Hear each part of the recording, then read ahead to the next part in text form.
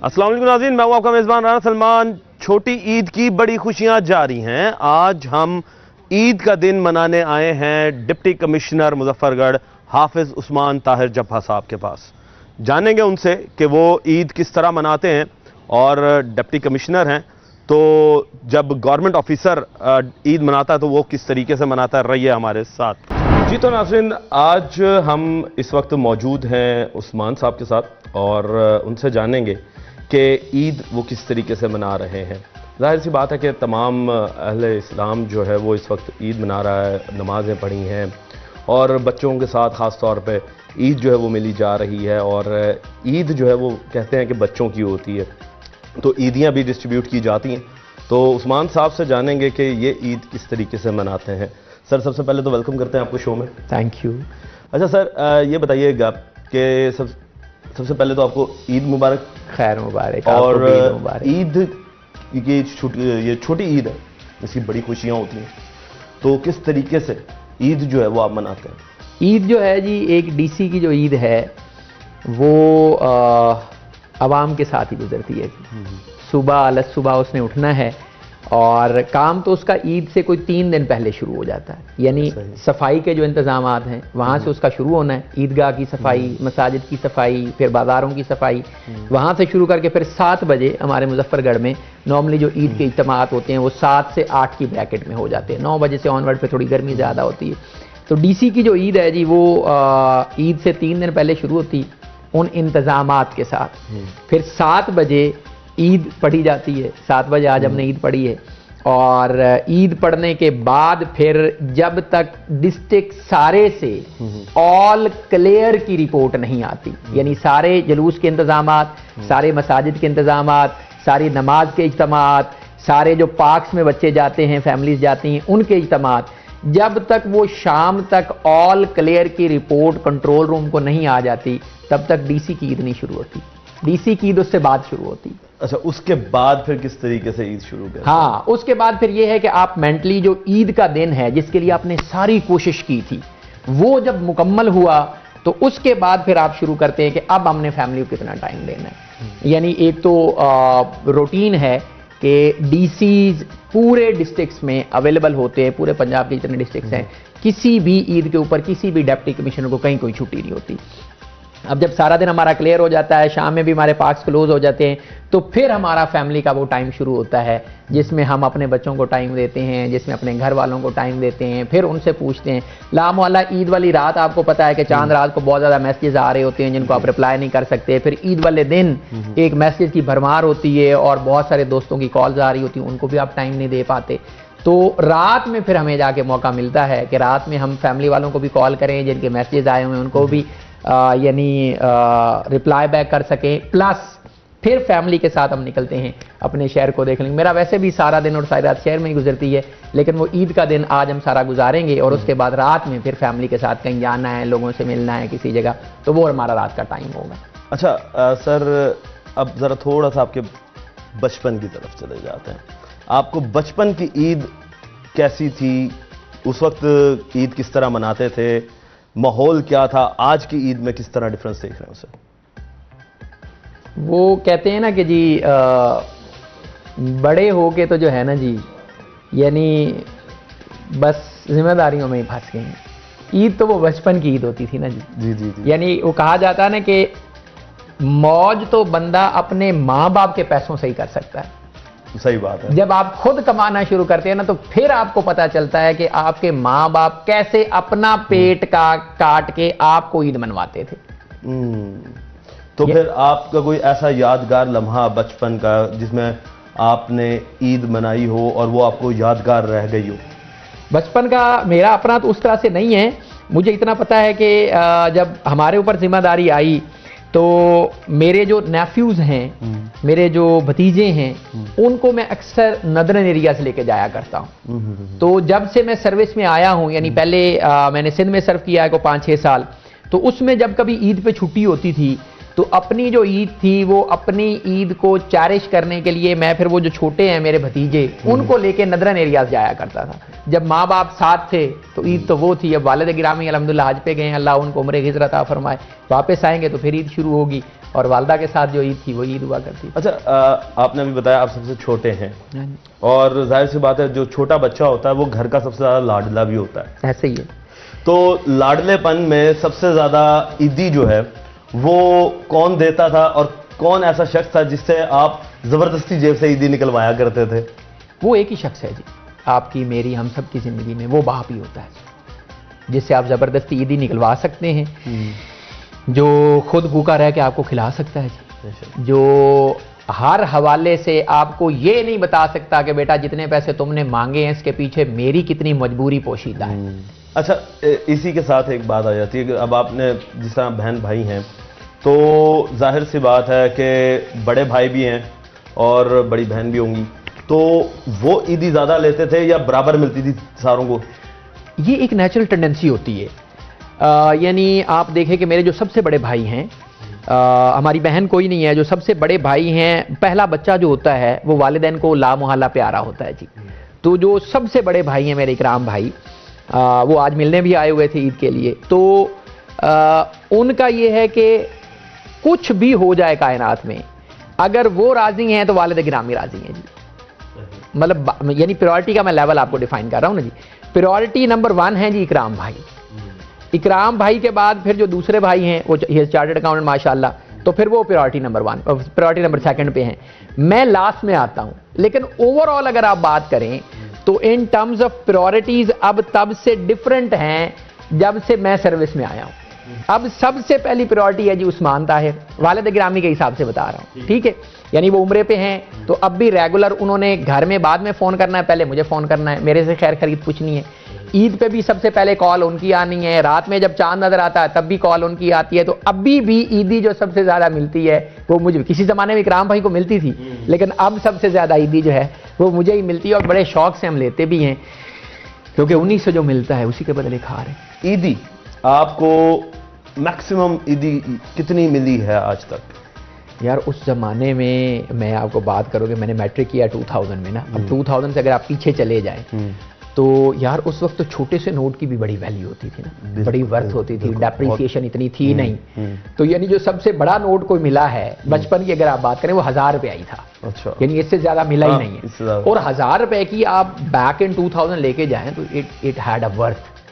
तो सबसे ज्यादा जो मिलती थी 1000 रुपए, फिर हमने रटा हुआ भी यही होता था, और उस जमाने में 5000 वाला नोट भी नहीं था जी। तो फिर हमने रटा भी यही होता था कि किसी से अगर ईदी मांगनी है मामू से या चाचू से या किसी से, तो फिर हम 1000 रुपए वाला नोट ही मांगते थे और 1000 ही मिलता था, और 1000 से ज्यादा मिलते भी नहीं थे क्योंकि 5 भाई है हम और 5 में सबसे आखिरी नंबर है, तो फिर ऊपर वालों को भी मिलनी है, तो हमें 1000 रुपया ही मिलता था। और वो जो 1000 रुपया है उसकी अल्हम्दुलिल्लाह एक वर्थ होती थी, और उसके साथ जो खुशी अटैच थी वो प्राइसलेस थी। जी जी जी, 1000 रुपये आज भी मिली है। अच्छा, इसी के साथ उस 1000 का क्या करते थे? दोस्तों में जाकर उसको उड़ाते थे, यानी कि कोई होटल्स में चले गए या कोई पार्क्स वगैरह चले गए, क्या करते थे उसी? अच्छा, बचपन की अगर बात करें ना आप, तो बचपन में जो आपको ईदी मिलती है ना, उसकी जो सबसे बड़ी कंजम्पशन होती है वो आपके टॉयज होते हैं। फिर सेकंड नंबर पे होते हैं बच्चों के कपड़े। बच्चों के कपड़े वाले भी ला मुहल्ला उस दिन, क्योंकि देखे ना उस दिन फिर साथ रोजी वाला भी जिसने करना है उसने करना है, तो सबसे पहले टॉयज खरीदते थे जी। उसके बाद फिर बाकी जो कुछ बच जाता था वो फिर जाहिर है आपने खाने पीने पे लगाना होता था। दोस्तों के साथ जरा शिशके करने होते थे कि यार मतलब थोड़ा सा पूल करके कहीं, क्योंकि आज भी आप निकलेंगे तो आपको फास्ट फूड वाली शॉप्स खुली नजर आएंगी, खाने पीने की शॉप्स खुली नजर आएंगी। तो वो खाने पीने वाली जो शॉप्स है, फिर हमारे यहाँ जो भाना हमारा शहर है उसके पास दरिया गुजरता है, तो लाम वाला जो हमारी शाम होती थी वो दोस्तों के साथ फिर मोटरसाइकिल पे निकलना, और वो दरिया का किनारा जो है वहां जाके पकौड़े समोसे वाली शॉप्स होती थी और ये मछली वाली शॉप्स होती थी, तो वो वहां ईदी जाके लगती थी। अच्छा, इसी के साथ ही एक सवाल आ जाता है, आप माशाल्लाह से अब CSP ऑफिसर हैं, आपने CSP दिया, अब नई नस्ल को किस तरीके से देखते हैं कि वो ईद के साथ साथ किस तरीके से पढ़ाई को भी कंटिन्यू करें? ईद जो है ना जी, ईद के 3 दिन तो है फेस्टिविटी। मतलब हमारी जो DC की या SP की एक ईद होती है वो ला मुहल्ला, उस दिन ईद का डे जो है वो सारा उसी में, जैसे मैंने पहले अर्ज किया कि वो इंतजामात में गुजरता है।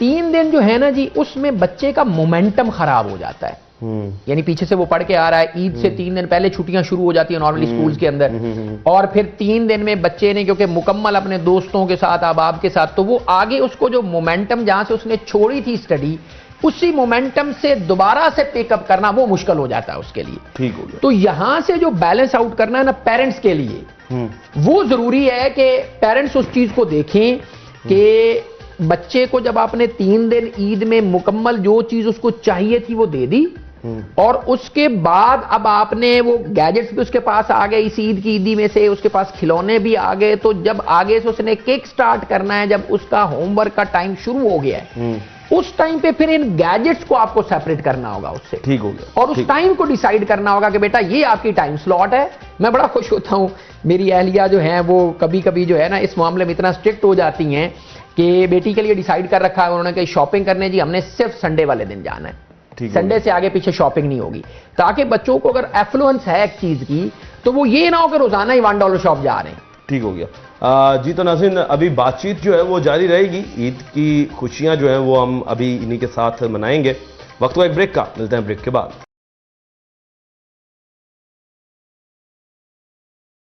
वेलकम बैक नाज़रीन। छोटी ईद की बड़ी खुशियां जारी हैं और हम इस वक्त जो ईद का दिन है वो मना रहे हैं डिप्टी कमिश्नर मुजफ्फरगढ़ हाफिज उस्मान ताहिर जफा साहब के साथ। आपने इब्तदाई तालीम जो है, अभी आपने बात की कि 8वीं का फिर मैंने पेपर दिया, कहाँ से हासिल की, फिर मैट्रिक के बाद इंटर कहाँ से किया, और फिर यूनिवर्सिटी की तालीम कहाँ से हासिल की?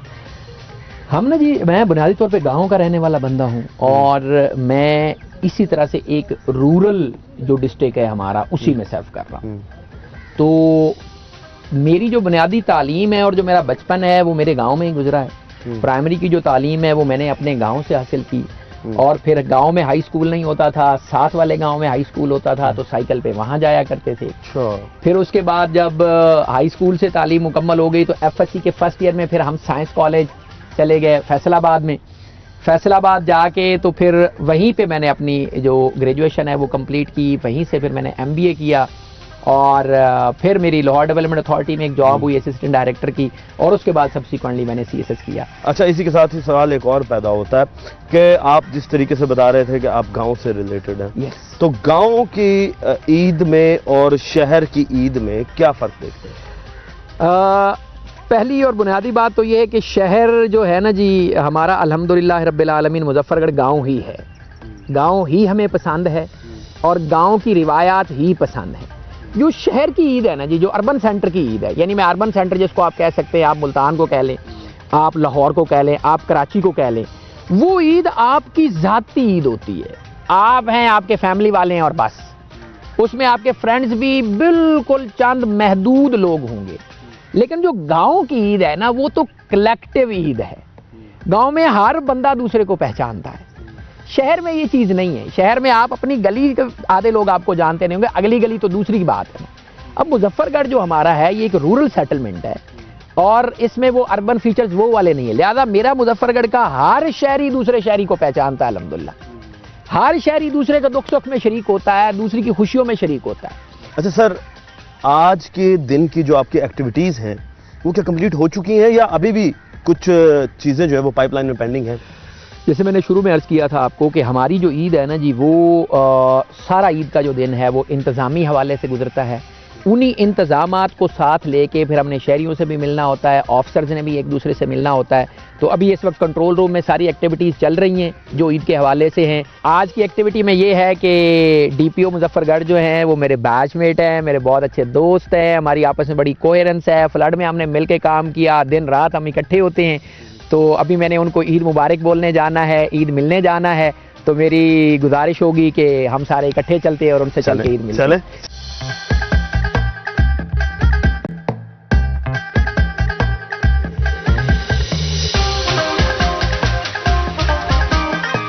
अच्छा उस्मान भाई, अब हम डीपीओ साहब की तरफ जा रहे हैं, तो जाते जाते भी ये याद आता है कि आप जो हैं वो डिप्टी कमिश्नर मुजफ्फरगढ़ बने।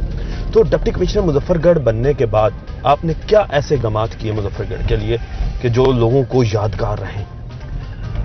असल में जो विजन होता है ना जी राना साहब, वो फ्लो करता है टॉप से। जो टॉप का विजन होगा वही नीचे काम भी होगा।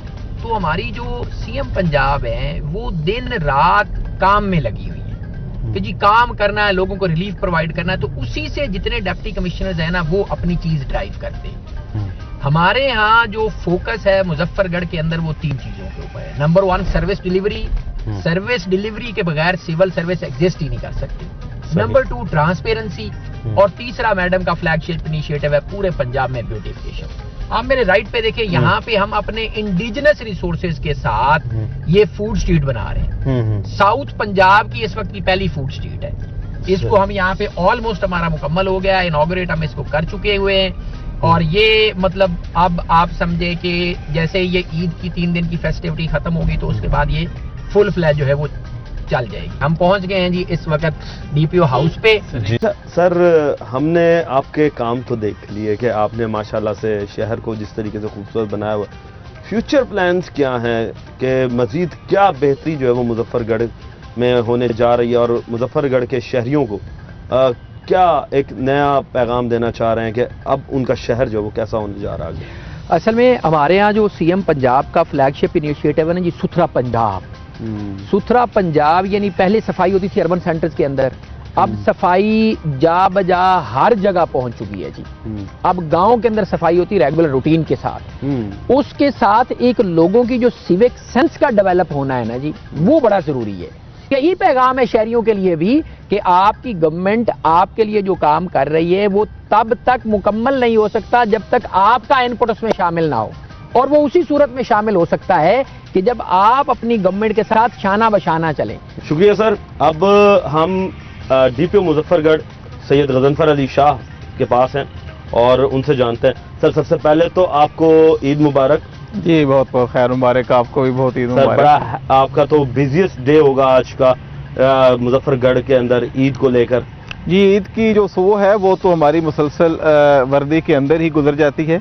और सुबह से जैसे आपको पता है कि तकरीबन 6:30 से जो है वो ईद की नमाजें आज भी स्टार्ट हो गई थी और वो फिर सिलसिला मुसलसल कोई 9 साढ़े 9 बजे तक चलता रहता है। तो इस दौरान हमारी कोई 800 से ज़ायद मकामात ऐसे हैं जहाँ पे ईद की नमाजें आज हुई। उन तमाम जगहों के ऊपर सिक्योरिटी को प्रोवाइड करना, फिर हम खुद भी फील्ड में होते हैं, तमाम अफसरान फील्ड में होते हैं। तो जो ईद की सुबह है वो तो सारी ड्यूटियों के अंदर यूनिफॉर्म के अंदर गुजरती है जी। तो सर, इसी के साथ साथ ये भी बताइएगा आप ईद किस तरीके से मना रहे हैं? देखिए, जैसे मैंने आपको बताया कि सुबह के टाइम तो ज़्यादातर जो है वो अभी बच्चे उठे भी नहीं होते, तो उस वक्त से हम यूनिफॉर्म पहन के तो ईद की ड्यूटीज़ को चेक करने के लिए निकल जाते हैं। तो फिर उसके बाद जब वापस आते हैं तो फिर जाहिर है कि जैसे आज जो है वो डीसी साहब मिलने के लिए आ गए, तो इनकी मोहब्बत है क्योंकि हमारे बैचमेट भी हैं, तो बड़ा अच्छा हमारा एक दोस्ती का ताल्लुक़ है। ड्यूटीज़ भी जितनी सरकारी अमूर हैं वो मिल के हम अंजाम देते हैं। तो इसी तरह से जो है वो दोस्त अहबाब के साथ मिलना जुलना रहता है, फैमिलीज आती जाती रहती हैं। फिर ये है कि हमारा अपना जो जितना फोर्स के अंदर एक ईद मिलन का निज़ाम है, बड़ा खाना होता है जिसके अंदर जो है वो तमाम हमारे जितने फोर्स है डिस्ट्रिक्ट पुलिस मुजफ्फरगढ़ की वो सारी इकट्ठी होती है। उसके अंदर हम मिल के आपस में जो है वो खाना भी होता है, गपशप भी होती है। तो एक अच्छे माहौल के अंदर जो है वो सबके साथ मिलजुल के ईद का सेलिब्रेशन जो है वो होती है। अच्छा, आपने अभी बताया कि सर आपके बैचमेट रहे हैं, तो जाहिर सी बात है एक अच्छा वक्त गुजरा होगा। सबसे अच्छी आदत सर की क्या रही ड्यूरिंग योर सर्विसेज जब आप वहाँ पर अंडर ट्रेनिंग थे? जी, देखें अभी तो मैं जो है वो सर्विस में आए हुए मेरे ख्याल कमो बेश कोई 15 साल हो गए हमें जी। इस दौरान जो है वो मैंने ये देखा है कि उस्मान साहब की जो एक एनर्जी लेवल्स है उसके अंदर बजाय कमी आने के पहले से भी हमने इजाफा ही देखा है। और जिसमें ख़ास तौर पे यहाँ पे मुजफ्फरगढ़ में अभी कोई तकरीबन 8 माह से मैं देख रहा हूँ इनके साथ काम कर रहे हैं कि ये दिन रात सुबह शाम जिस तरह से फील्ड में होते हैं, एक एक चीज़ को खुद विज़िट कर रहे होते हैं, जो हुकूमत पंजाब की इनिशिएटिव्स हैं उनको खुद पर्सनली देख रहे होते हैं। और जितना ज़बरदस्त तरीके से इन्होंने मुजफ्फरगढ़ की एक फेस अपलिफ्ट की है, यहाँ के शहरियों के लिए इस शहर को खूबसूरत बनाया है, इस ज़िले के अंदर जितनी बेहतरी की है। फिर फ्लड में जिस तरह से हमने मिल के काम किया तो उसके अंदर मैं ये देखता हूँ कि अनलिमिटेड एनर्जी है इनकी और उसको ये जो पब्लिक सर्विस है उसके लिए बुरुए कार लाते हैं। अच्छा सर, जब ये आप दोनों ट्रेनिंग में थे तो सर की कोई ऐसी शरारत जो सर करते हो सबके साथ या आपके साथ? बस वो तो आप ना ही पूछें तो बेहतर है, क्योंकि जो है वो सर जो हैं वो हमारा जो कॉमन है, हमारा जो बैच है उसके अंदर कुछ 200 के करीब अफसरान थे। तो उनमें से सबसे ज़्यादा जो बेहतर एक सेंस ऑफ ह्यूमर वाले, सबसे ज़्यादा जो है वो एक आर्टिस्टिक जो है वो शगफ रखने वाले जितने भी हमारे बैचमेट्स हैं, अगर आप उनसे पूछेंगे तो ये ऐसे समझें कि हमारे पूरा जो बैच था उसकी जान थे। अच्छा। और जो है वो उसके अंदर जितने हमारे ख़ास तौर पे शुगल मेला होता था उसके अंदर इनकी जो है वो अगर प्रेजेंस नहीं होती थी तो बहुत ज़्यादा कमी महसूस होती थी। जी बहुत शुक्रिया। जी तो नाज़रीन, हमारी बातचीत जो है वो डिप्टी कमिश्नर मुजफ्फरगढ़ हाफिज़ उस्मान ताहिर जफ़ा साहब के साथ जारी है और उन्हीं के साथ ही मेरे साथ सैयद गज़नफ़र अली शाह जो कि DPO मुजफ्फरगढ़ हैं वो भी मौजूद हैं। वक्त एक ब्रेक का, मिलते हैं ब्रेक के बाद। वेलकम बैक नाज़रीन। छोटी ईद की बड़ी खुशियां जारी हैं और अभी भी हम मौजूद हैं डिप्टी कमिश्नर मुजफ्फरगढ़ उस्मान साहब के साथ। उस्मान साहब, आपने अभी हम DPO साहब से मिले और आपकी हमने एक एक्टिविटीज़ भी देखी कि जाहिर सी बात है आप गवर्नमेंट ऑफिसर हैं, तो आप ये बताएं कि बीइंग अ गवर्नमेंट ऑफिसर बच्चों को टाइम किस तरह देते हैं? अल्लाह ने ना इंसान के यहाँ बड़ी अडेप्टेबिलिटी रखी है। जो सिविल सर्वेंट्स के बच्चे होते हैं ना जी, उनको लामोहल्ला अल्लाह इस बात की तौफीक भी दे देता है कि वो इस चीज़ को समझ जाते हैं कि मेरे पेरेंट्स जो हैं वो सिविल सर्वेंट्स हैं, उन्होंने ख़ास वक्त पे ऑफिस जाना है, ख़ास टाइम पे वापस आना है, ये टाइम स्लॉट हमारी है। तो वो बच्चों को बड़ा अंदाज़ा है, सुबह जब हम ऑफिस जाते हैं तो यही हमें सी ऑफ भी कर रहे होते हैं, जब वापस आ रहे होते हैं यही हमारी एनर्जी को रीगेन करवाते हैं, यही फिर हमें बोलते हैं वेलकम बाबा या वेलकम मामा बोलते हैं।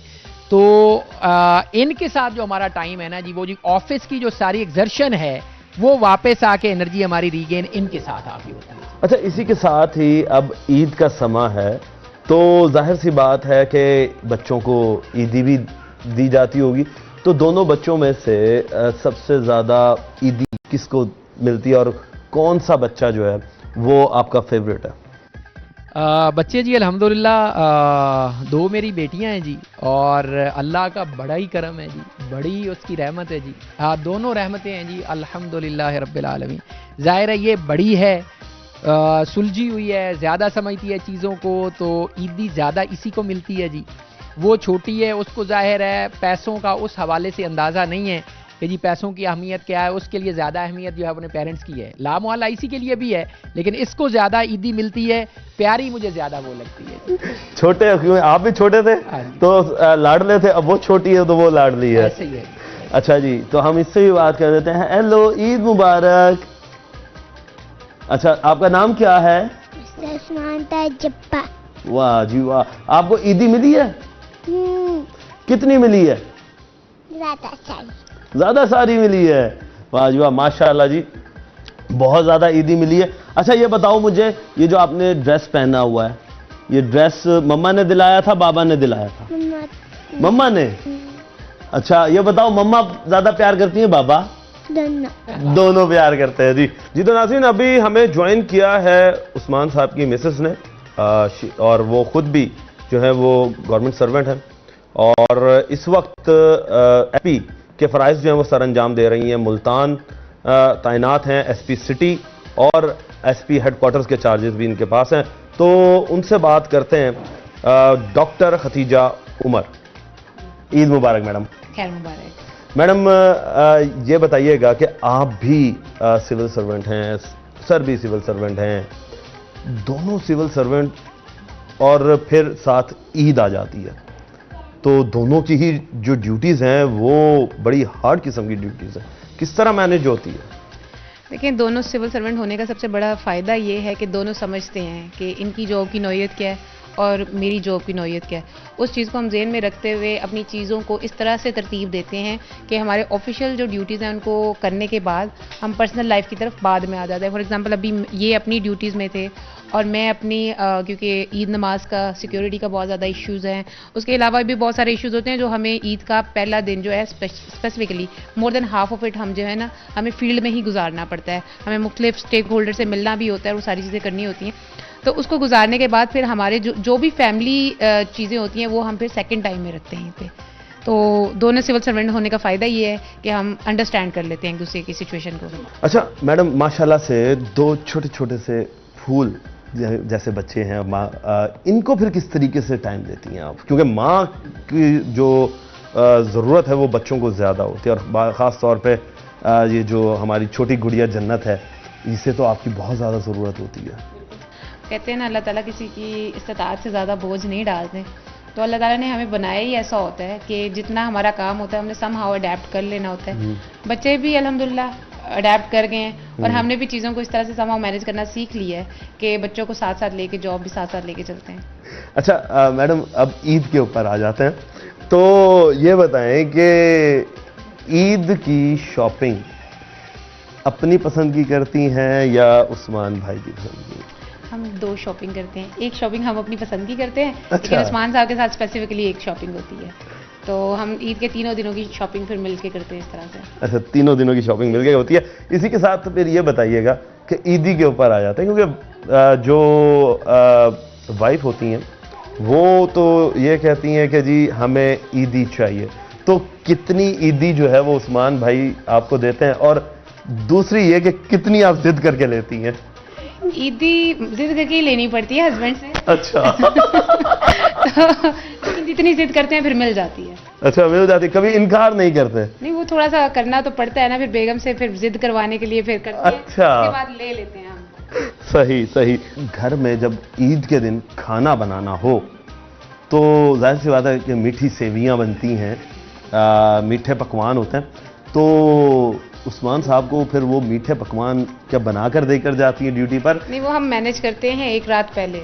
अच्छा। लाइक चांद रात को हम डिसाइड कर लेते हैं कि हमने मीठे में क्या बनाना है, और वो तो जैसे शुरू से होता है ना कि रात में मीठा बनाया, ठंडा किया, और सुबह के टाइम इस तरह से लेना है, उसी तरह से मैनेज करके फिर हम चलते हैं। अच्छा, मैनेज करके चलता है। इसी के साथ मैडम ये बताइएगा, आपकी बचपन की ईद जो है वो कैसी गुजरी? बचपन की ईद बहुत ही इनोसेंट टाइम में, एक्चुअली तो वही होती थी, कपड़ों के शौक भी होते थे, घूमने के, और जो घूमते फिरते थे तो झूले लेने जाना है, वो सारी चीज़ें वही हम कोशिश करते हैं अब हमारे बच्चों को भी सेम इसी तरह से शौक पूरे हों, और ये भी उसी तरह से एंजॉय करें, क्योंकि हमारी एक्चुअल ईद जो हमें याद है वो भी बचपन की ईद नहीं है। अच्छा मैडम, उस वक्त को याद करते हैं कि जब हम ईदी लिया करते थे, और आज वो वक्त है कि जब हम ईदी देते हैं, तो बेस्ट कौन सा है, लेने वाला वक्त या देने वाला वक्त? अल्हम्दुलिल्लाह दोनों अच्छे हैं। देना भी देखें, देने की इस्तात, देना भी अल्लाह ताला की वो आपके ऊपर देन है। उस्मान साहब, आपकी शायरी भी बड़ी मशहूर है, आप कुछ हमें इस ईद के मौका पर कोई दो चार अशार जो हैं वो सुना दें। शायरी जी मेरी तो मशहूर नहीं है, लोगों की ज़ाहिर शायरी है, मेरी अदायगी शायद लोगों को ज़्यादा पसंद आई है। तो वो मियाँ हिदायतुल्लाह दर्जी एक शायर हुए हैं जी, जिन्होंने पहले हीर रांझा भी लिखी थी, और उसके बाद फिर ज़ाहिर हीर वारिस शाह जो है वो मंजर आम पे आई, तो वो चीज़ें पीछे चली गई। उनका एक है दुनिया की बेसुबाती के हवाले से, मुझे पंजाबी का वो बड़ा पसंद है उनका, कि वो कहते हैं कि दाल दूर गरूर कर मगज़ विचूं, दुनिया ख्वाब जानी मत वाले आवे, वमल हयात दुनिया इल्ला मताउल गुरूर।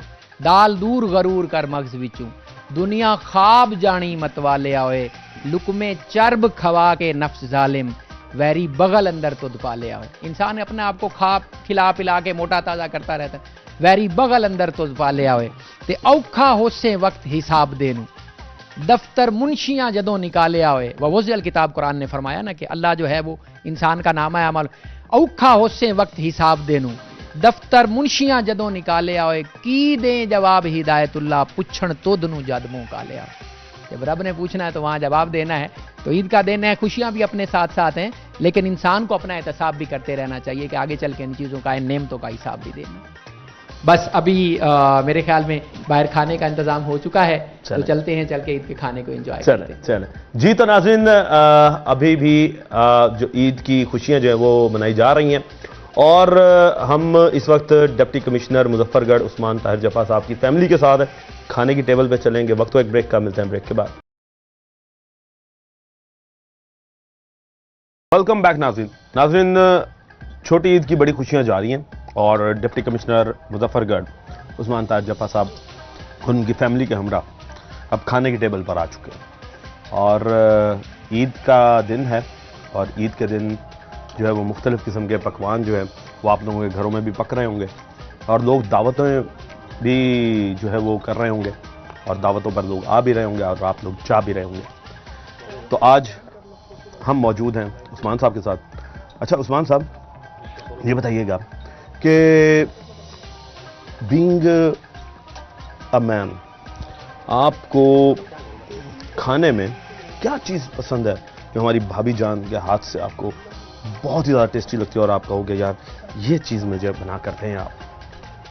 असल में ये जो चिकन वगैरह है जी, ये बहुत बाद में आया है। हम जो गांव के लोग होते हैं, हम ज़रा बीफ को और मटन को ज़्यादा पसंद करते हैं। तो बीफ तो मैं बिल्कुल नहीं खाता जी, मटन के अलावा मैं कुछ नहीं खाता जी, और चिकन के करीब नहीं जाते।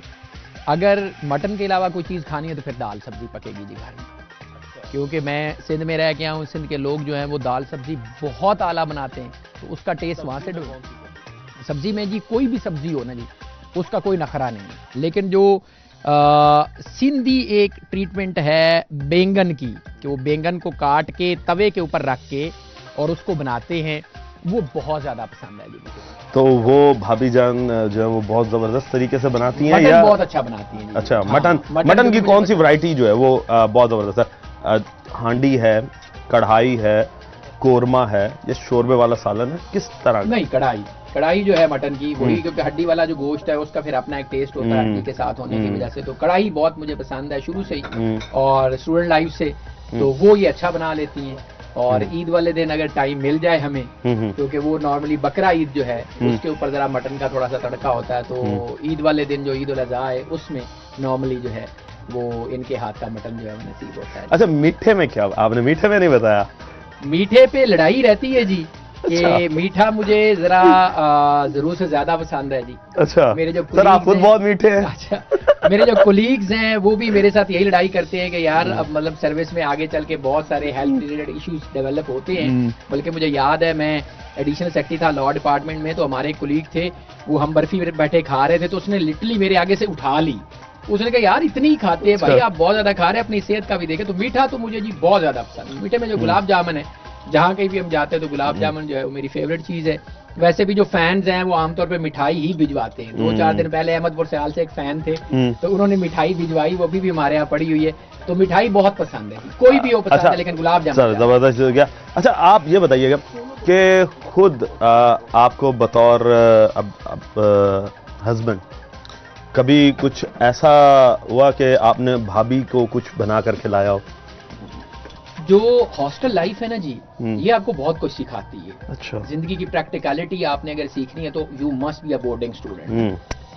तो हॉस्टल से जो चीज सबसे पहले सीखी है, मैंने आपको बताया कि मुझे मटन पसंद है, मगर मैं चिकन खुद बहुत अच्छा बना लेता हूँ। इतना आला पसंद मटन है, पसंद मटन है, बनाते चिकन अच्छा है। चिकन जो है ना जी, चिकन का बनाना आसान है आप एक तरह से, लेकिन उसको टेस्टी बनाना जो है मुश्किल है। सही। मटन की ट्रीटमेंट आपको शहर में कोई एक बंदा मिलेगा जिसका मटन मशहूर होता है। मटन इतना मुश्किल, चिकन हर कोई बना लेता है। तो चिकन बहुत आला जो है वो मैं बना लेता हूँ हॉस्टल लाइफ से। इसी के साथ ही एक सवाल और पैदा होता है कि माशाल्लाह से आप लोगों की केमिस्ट्री बहुत अच्छी है, बॉन्डिंग बहुत अच्छी है, तो शादी पसंद की थी या अरेंज मैरिज? अरेंज मैरिज थी टोटली। अच्छा। हाँ, सर्विस में मतलब वी आर नॉट कोर्समेट्स, हम वो डिफरेंट कॉमन से हैं, मैं डिफरेंट कॉमन से हूँ, तो टोटली अरेंज मैरिज थी, पेरेंट्स की मर्जी के साथ थी, उनकी भी और हम।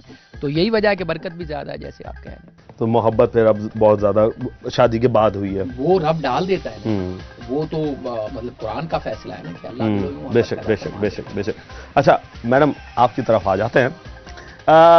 हस्बैंड की सबसे नॉटी आदत बता दें जो आपको बहुत ज्यादा ये जबरदस्ती तंग करने के लिए करते हो।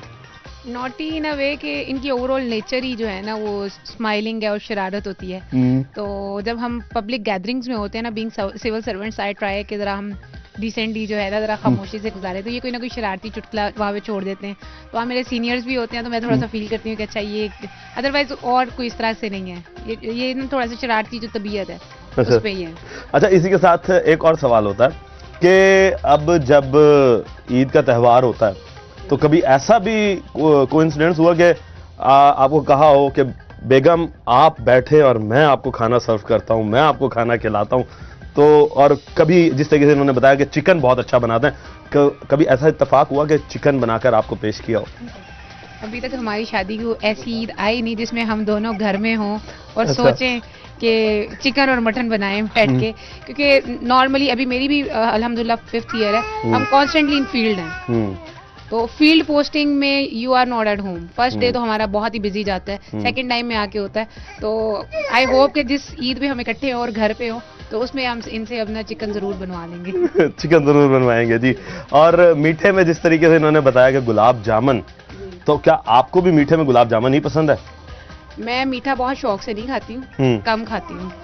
इनको मीठा बहुत पसंद है और इनको हर तरह का मीठा पसंद है। मैडम, लास्ट सवाल के अवाम को क्या मैसेज देना चाहेंगे आप? अवाम को एक मैसेज देना चाहूँगी एज ए पुलिस ऑफिसर के जो हमारा खुशी मनाने का अंदाज़ हो वो इतना एतदाल पसंदी के साथ हो कि उसमें खुशी मनाते हम किसी के लिए गम की कैफियत ना बना दें। और इसमें हम वही बात है कि एतदाल के साथ, तहम्मुल के साथ खुशियाँ मनाएं और दूसरों को भी खुश रखें। अच्छा सर, आपसे भी सवाल यही कि अवाम को क्या मैसेज देना चाहेंगे? राणा साहब, दुनिया का इको ही फेरा है तो दोबारा नहीं आना है। बस खुशियां बांटें, खुद भी दूसरों को भी बांटें। अल्लाह आपको खुशियां बांटने वाला बनाए।